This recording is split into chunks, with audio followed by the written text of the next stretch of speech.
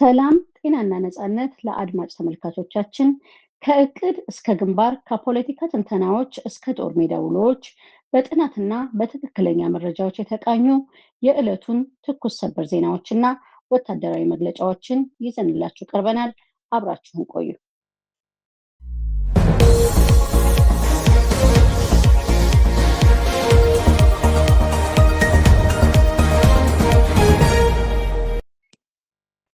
አልጀዚራ የኢትዮጵያ ብሔረሰቦች ስብጥርና የግጭት ቀጠናዎችን የሚያሳይ ተንቀሳቃሽ ካርታ ይፋ አደረገ።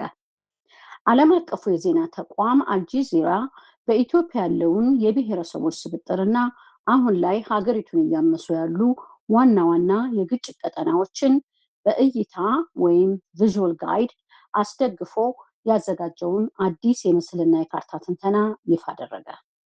ተቋሙ የኢትዮጵያ ብሔረሰቦችና የግጭት ቀጠናዎች የእይታ መመሪያ A Visual Guide to Ethiopians Ethnic Groups and Conflict Areas በሚል ርዕስ ባወጣው መረጃ በሀገሪቱ የተለያዩ ክፍሎች በተለይም በአማራ፣ በኦሮሚያና በሌሎችም ቀጠናዎች እያገረሹ ያሉ ግጭቶች ከመሬት አቀማመጥ፣ ከህዝብ ስብጥርና ከክልላዊ ወሰኖች ጋር ያላቸውን ትስስር በካርታ ላይ ነቅሶ አውጥቷል።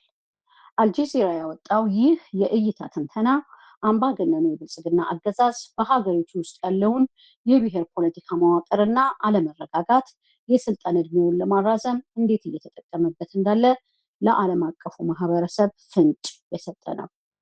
በተለይም እየቀረበ ባለው የይስሙላ ምርጫ ስም አገዛዙ በየቀጠናው እያካሄደ ያለው የኃይል ወረራ፣ የንጹሐን እገታና የከባድ መሳሪያ ድብደባ ሀገሪቱን ይበልጥ ወደ አልባሌ የመስቀልቅልና የግጭት አዙሪት እየመራት መሆኑን በመሬት ላይ ያሉ ሁነቶች ያረጋግጣሉ።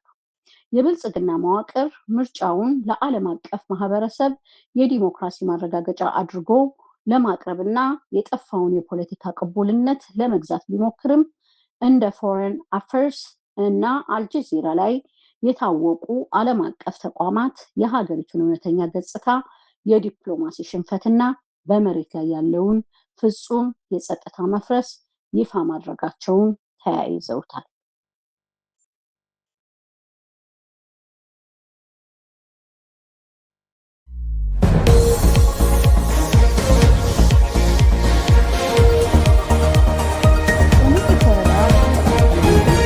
ውጊያ የአገዛዙ ጦር በትንትኑ ወጣ። በጠላት ላይ ከፍተኛ ሰብአዊና ቁሳዊ ኪሳራ ደርሷል።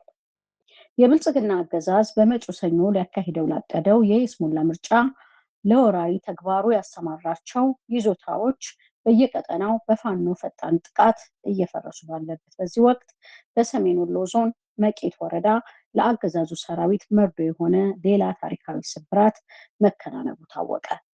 በአማራ ፋኖ ብሔራዊ ንቅናቄ አፋብን ወሎ ቤት አማራ ምኒልክ ስር የሚንቀሳቀሱት የ106ኛ ኮር እና የ303ኛ ኮር አሃዶች ዛሬ ግንቦት 21 ቀን 2018 ዓ.ም በመቄት ወረዳ በጋራ በመጣመር በወሰዱት የተቀናጀ መብረቃዊ ጥቃት በአገዛዙ ጦር ላይ ደማቅ ድልን አስመዝግበዋል። ይህ ኦፕሬሽን በቅርቡ በጀግንነት ለተሰዉት የዘመቻ አንቻ ሰይድ እንዲሁም በቀኛዝማች ጨለፍ ተስፋው 40 ቀን መታሰቢያነት የተሰየመና ታሪክ የተሰራበት ግንባር ሆኗል። ከእዞቹ የጋራ የህዝብ ግንኙነት መምሪያ የተገኘው የፊት መስመር መረጃ እንደሚያመለክተው የ103ኛ ኮር አካል የሆነችው አይበገሬዋ 22ኛ ክፍለ ጦር ከ303ኛ ኮር 81ኛ ክፍለ ጦር አንድ ተወርዋሪ ሻለቃ ጋር በመሆን በማለዳው የከፈቱት ጥቃት ከጋሸና ጫፍ እስከ መቄት ጫፍ ያለውን ሰፊ ቀጠና ያካተተ ነበር። የአገዛዙ ሰራዊት ከጋሸና ከኮንና ከመቄት የሰበሰበውን ከአንድ ክፍለ ጦር በላይ የሚገመት የሰው ኃይል በመድፍ በዙ 23 ጸረ አውሮፕላን መሳሪያና በሁለት ሞርተር 82 አጅቦ ለማጥቃት ቢሞክርም የቀኛዝማች ጨለፍ ተስፋው ልጆች ባሳዩት ጽኑ ተጋድሎ የመቄት ሜዳዎች ለጠላት ኃይል መውጫ የሌለው አረንቋ ሆኖባቸዋል። ቀኑን ሙሉ በቆየው በዚህ ታሪካዊ ትንቅንቅ የአገዛዙ ዘረፈጅ ሰራዊት የፋኖን ብርቱ መለኮታዊ በትር መቋቋም አቅቶት ሙሉ በሙሉ የተበታተነ ሲሆን በመቶዎች የሚቆጠሩት ደግሞ ሙትና ቁስለኛ ሆነዋል።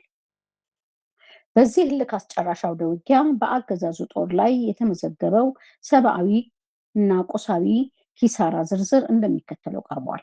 የሰው ኃይል ኪሳራ ሁለተኛ ከፍተኛ ወታደራዊ አመራሮች እና 37 የሰራዊቱ አባላት በድምሩ 39 ሙሉ በሙሉ ሲደመሰሱ 28 ደግሞ በጽኑ ቆስለዋል። የተማረኩ የነፍስ ወከፍ መሳሪያዎችና ተተኳሾች 23 ዘመናዊ ክላሽንኮቭ ጠመንጃዎች፣ 13 የእጅ ቦምቦች እና 1075 የብሬን ጥይቶች በጀግናው ፋኖ እጅ ገብተዋል።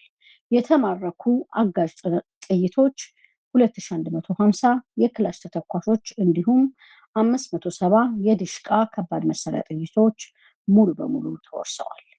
የተመታውና ዋስትና ያጣው የአገዛዙ ጦር ከተለመደው የሽንፈት ባህሪው በመነሳት እግሬ አውጪ ብሎ ከመፈርጠጡ አስቀድሞ ከባድ መሳሪያዎችን ወደ ንጹሐን መንደር በዘፈቀደ እየተኮሰ ሲሆን በዚህም ሳቢያ የግለሰብ የመኖሪያ ቤቶችና የለማ የእርሻ አትክልቶች መሬቶች መውደማቸው ተረጋግጧል።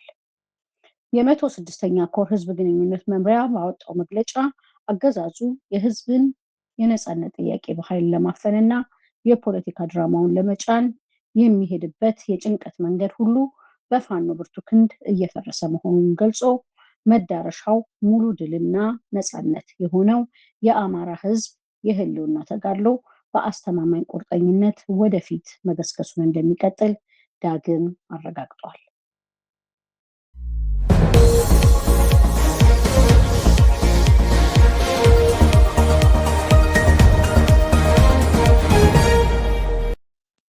በምዕራብ ወሎ ገነቴ ዙሪያ 11 መኪና ሙሉ የአገዛዙ ሰራዊት በጀብደኛው ምኒልክ እዝ ተመታ።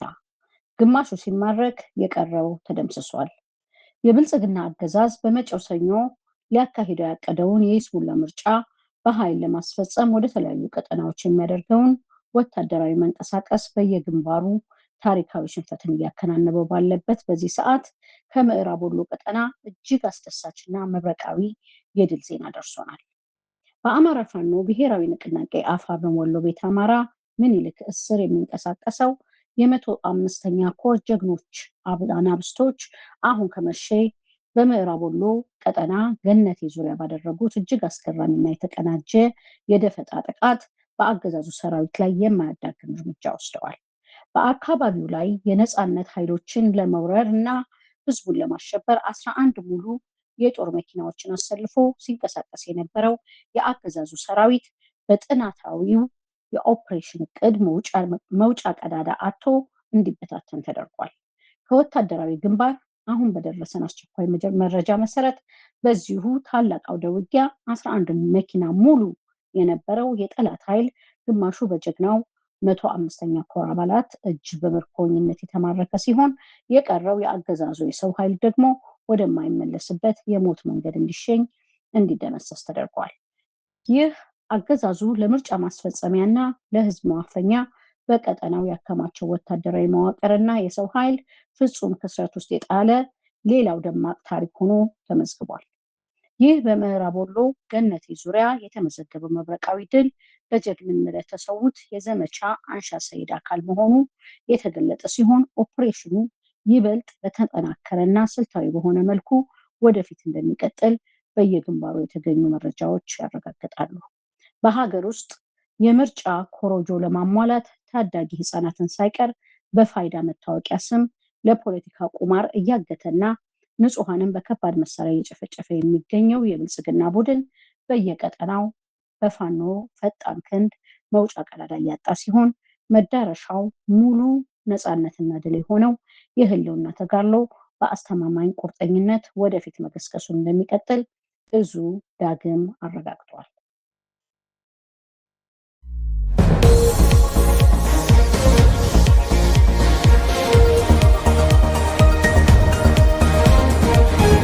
በደብረ ብርሃን ሪጆፖሊታን ከተማና ዙሪያዋ ከፍተኛ ውጊያ ተቀጣጠለ።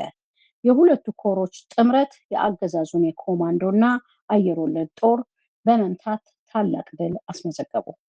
የብልጽግና አገዛዝ በመጪው ሰኞ ሊያካሂደው ያቀደውን የይስሙላ ምርጫ በኃይል ለማስፈጸም ወታደራዊ ኃይሎች ባከማቸባቸው ዋና ዋና ከተሞች ላይ ሳይቀር የፋኖ ብርቱ ክንድ የማያዳግም ስብራት እያደረሰበት ይገኛል። ዛሬ ግንቦት 21 ቀን 2018 ዓ.ም ከማለዳው 11 ሰዓት ጀምሮ ስልታዊ ጠቀሜታ ባላት የደብረ ብርሃን ከተማና አካባቢዋ እጅግ ከባድ መጠነ ሰፊ ውጊያ መከፈቱ ታውቋል። ደብረ ብርሃን ከተማ ካላት የላቀ የኢኮኖሚና የጂኦ ፖለቲካዊ ፋይዳ አንጻር ከአዲስ አበባ በመቀጠል አገዛዙ እጅግ ከፍተኛ ወታደራዊ ኃይልና የጦር መሳሪያ ያከማቸባት ከተማ ብትሆንም የህዝባዊ የፋኖ ኃይል ግን ወደ ከተማዋ እምብርት በመግባት የአገዛዙን ምሽግ አጋልጦታል።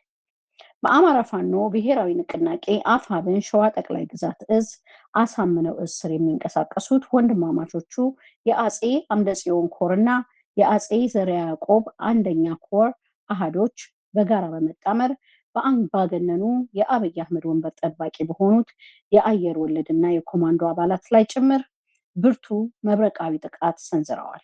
ከእዙ ህዝብ ግንኙነት መመሪያ የተገኘው የፊት መስመር መረጃ እንደሚያመለክተው ውጊያው በሸዋ ጠቅላይ ግዛት ተጉለት ቀጠና በደብረ ብርሃን ሪጆፖሊታን ከተማ ጣይቱ ክፍለ ከተማ ውስጥ በከተማው ዙሪያ እንዲሁም በመሃል አምባና አዲስጌ በሚባሉት ስልታዊ አካባቢዎች ላይ ተቀጣጥሏል።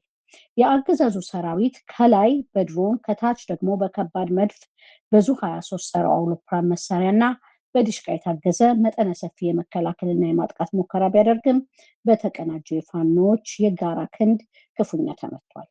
ይህ ዜና እስከተጠናከረበት ሰዓት ድረስ ከአገዛዙ ቅጥረኛ ኃይል የተቆጠሩ ከ3 መኪና በላይ የሰራዊቱ አባላት አስከሬንና ቁስለኞች ወደ ደብረ ብርሃን ሆስፒታል መጓጓዛቸው የተረጋገጠ ሲሆን ፍልሚያው አሁንም በከፍተኛ ሁኔታ ተጠናክሮ በቀጠናው ቀጥሏል።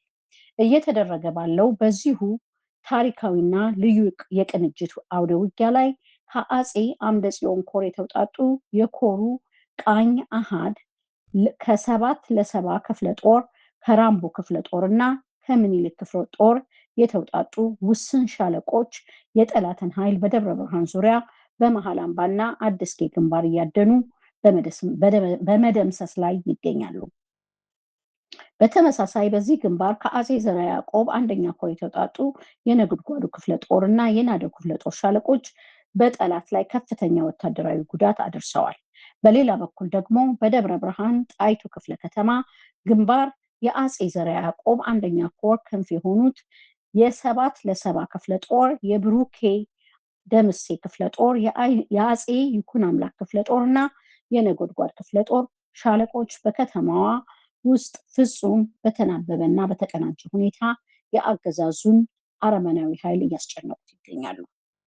በዚህ እልክ አስጨራሽ የከተማና የዙሪያ ግንባር ውጊያ የአገዛዙ ጦር ታይቶ የማይታወቅ ሰብአዊና ቁሳዊ ኪሳራ የደረሰበት ሲሆን የእዙ ህዝበ ግንኙነት መምሪያ የአውደ ውጊያውን አጠቃላይ መረጃና የተመዘገቡትን ተጨማሪ ድሎች በነገው ዕለታዊ ዘገባ በሰፊው እንደሚያቀርብ አስታውቋል።